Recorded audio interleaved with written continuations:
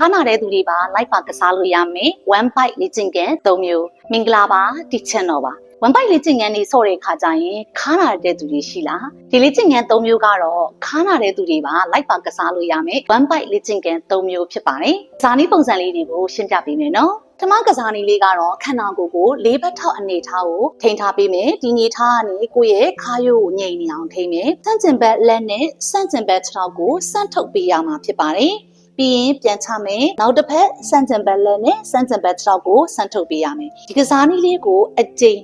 20 3ကြော့ကစားပေးရမှာဖြစ်ပါတယ်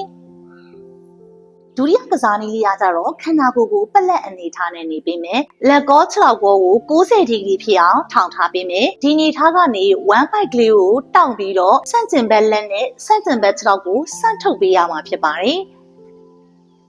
ဒီကစားနည်းလေးကိုလည်းအကြိမ်20 3ကြော့ကစားပေးရမှာဖြစ်ပါတယ်